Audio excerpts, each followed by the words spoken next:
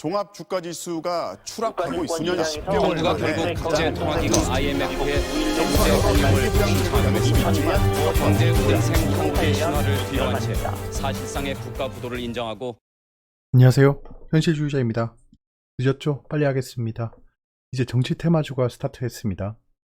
한 2달 전인가 우리가 얘기했었죠. 정치 테마주가 각광을 받을 거다. 그때는 증시가 조정을 보이고 있을 거다라고 했는데 딱 그리던 상황이 왔죠. 네, 정치 테마주를 미리 선매집했으면 이 상황을 좀 즐길 수 있는 거고, 아니면 좀 힘든 건데 이때 또 포모를 느끼면 안 됩니다. 정치 테마주 뒤에 말씀드릴 건데 잘 생각해 보셔야 돼요. 테마주라는 그 단어 자체가 약간 자극적이긴 합니다. 근데 증시에는 테마주가 아닌 게 없어요. 사실 뭐 삼성전자도 대형주고 1등주긴 하지만 반도체 테마주잖아요. 현대차도 뭐 전기 수소차 테마주고, 생각해보면 다 테마주입니다. 근데 그 시총 캡이 작은 아주 그냥 조막손에 의해서도 가지고 놀리킬 수 있는 종목들이 급등락을 반복하는 게 테마주인 거예요. 리튬 테마주까지 난리를 치고 있어요. 테마주는 결국엔 패가 망신합니다, 진짜.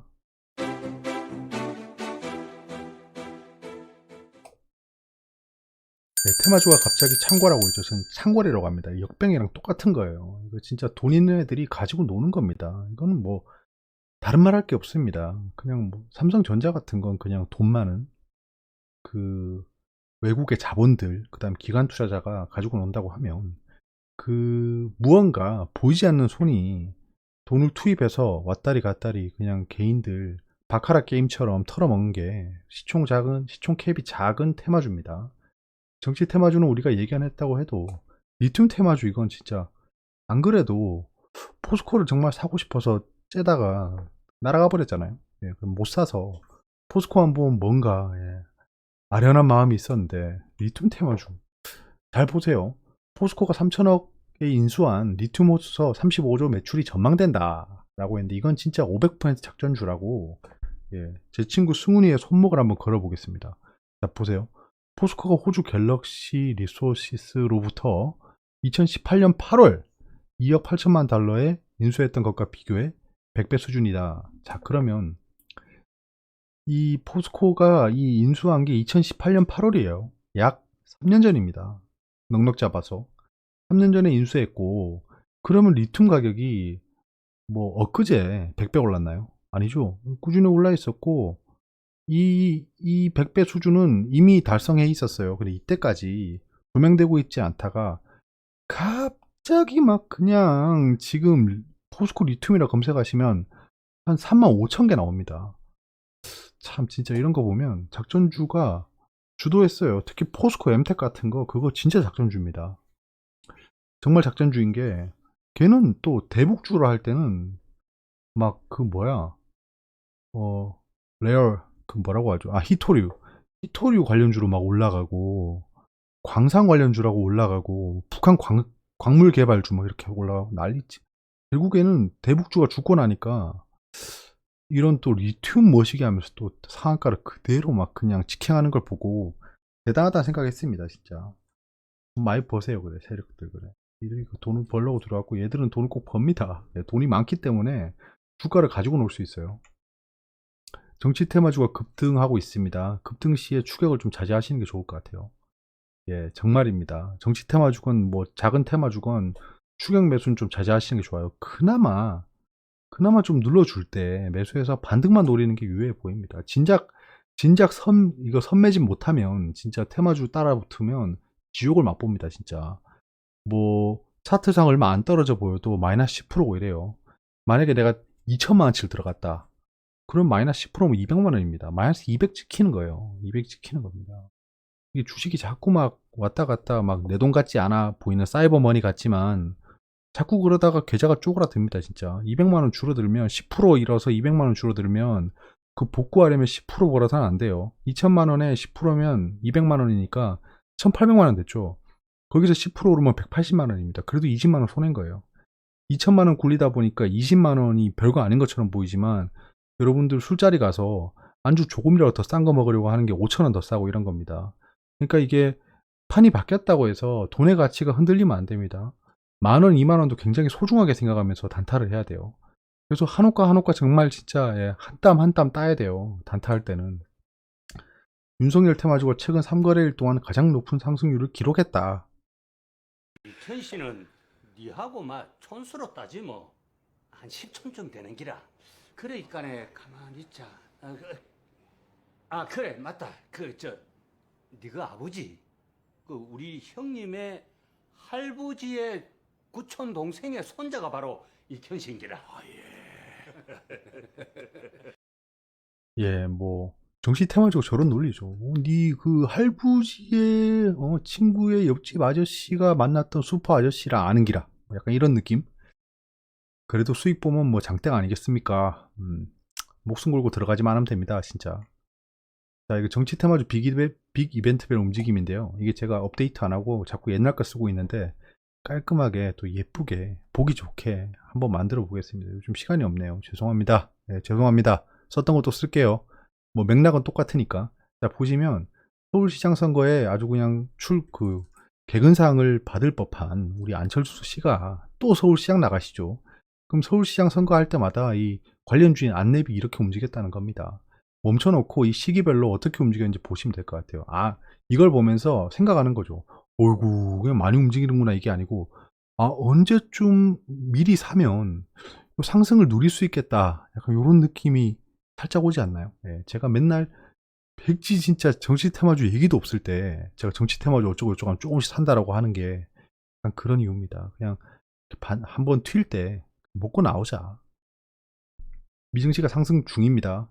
아시아 장중에는 뭐 국채 수익률이 어쩌고 저쩌고 하면서 하락했다더니 또 이래놓고 또 떨어져요. 예, 왔다 갔다 할 겁니다. 지금 글로벌이 그래요. 예, 글로벌이 약간 그런 프레임을 잡았습니다. 근데 약간 이때는 미동조차 않는 게 좋습니다. 왜냐하면 예측이 불가능하잖아요. 미래를 예측할 수 있다라고 생각하면 불행해집니다. 내일은 오르겠네. 내일은 떨어지겠네. 이러다 보면 그게 맞지 않으면 괜히 안 겪어도 될 자괴감과 슬픔이 밀려옵니다. 그런 컨디션이 안 좋아지고 물렸던 기억 때문에 더 무리를 하게 되고 악순환이 반복되는 거죠. 단기 트레이딩 목록은 뭐 변함없고요. 오늘 한 2종목 정도 다시 손해권으로 들어갔습니다. 근데 약손해권이고요. 지금 거의 다 가시권에 있는 종목들이죠. 근데 저 DBI 태워 기아차가 약간 하락률이 좀 커지고 있습니다. 그럼 저거는 좀 기다려야겠죠, 이제. 기다려야겠죠. 제가 손절을 하려다가 그냥 기아차 DBI 태워 그냥 들고 있는 겁니다. 얘는 어떻게든지 간에 수익 보고 나갈 수 있을 것 같아요. 투두리스트입니다. 예. 계속 상기하려고 넣습니다.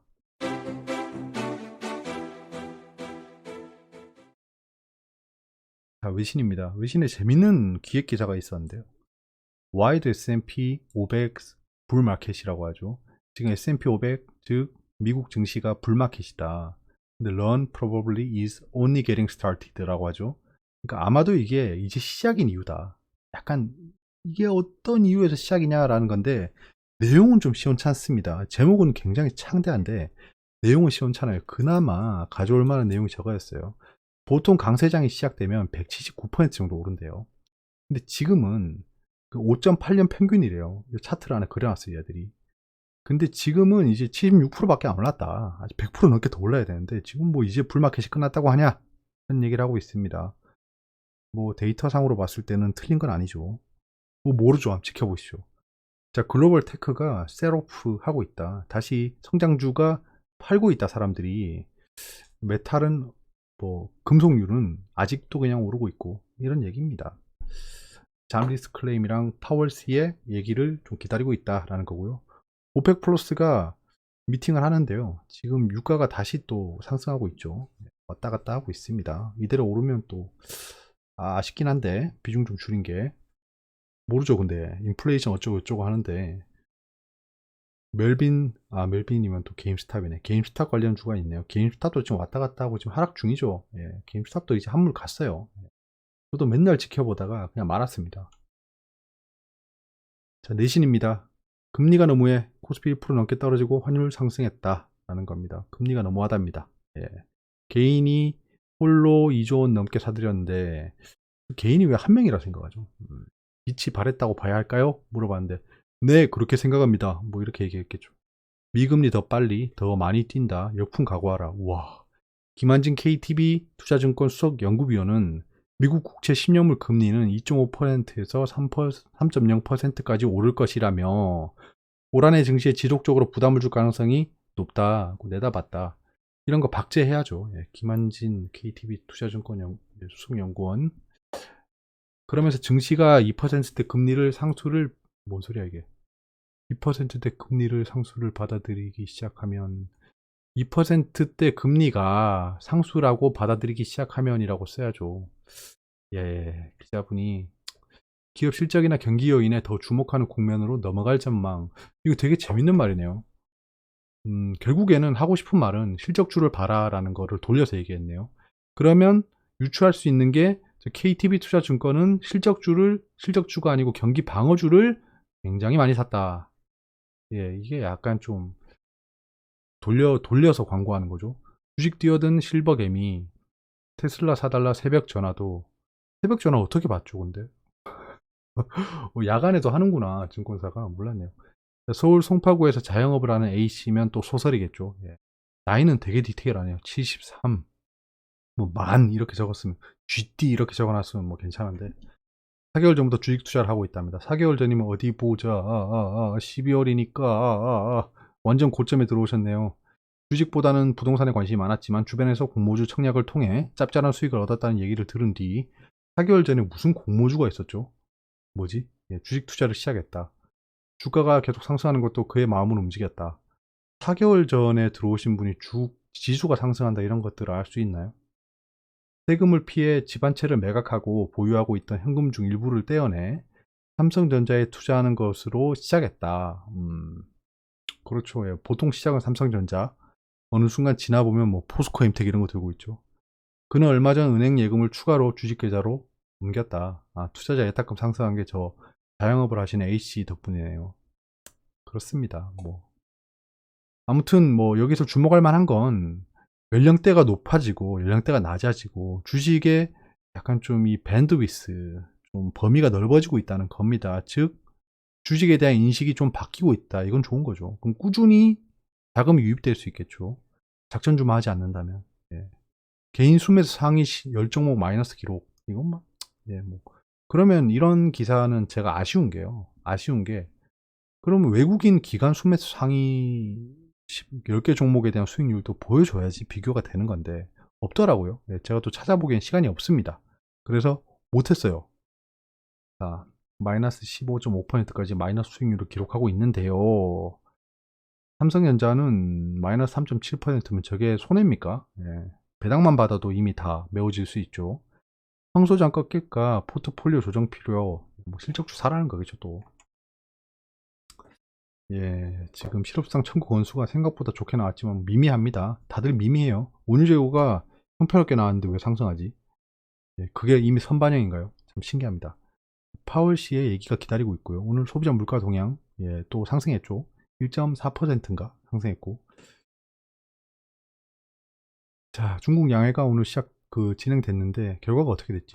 뒤에서 보시죠.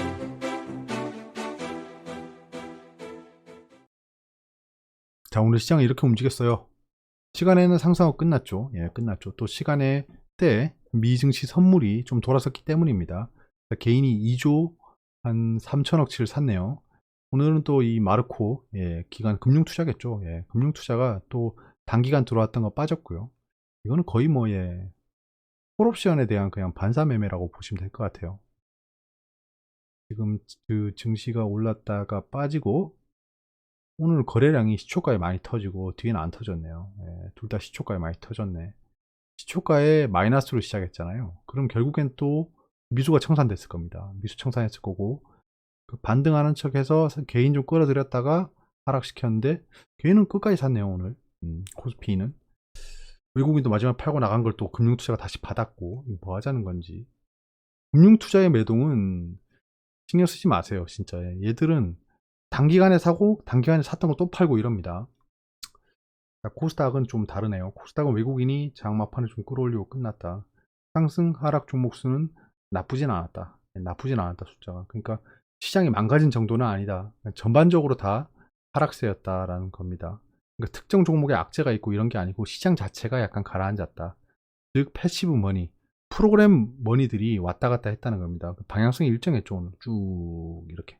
금융투자가 그냥 오늘은 1조 넘게 팔기로 처음부터 세팅이 돼 있었던 겁니다. 그래서 대부분의 종목들이 빠졌다. 투자자 예탁금은 급속하게 줄었어요. 이거는 왜 그렇죠? 이건 왜 그럴까요? 예.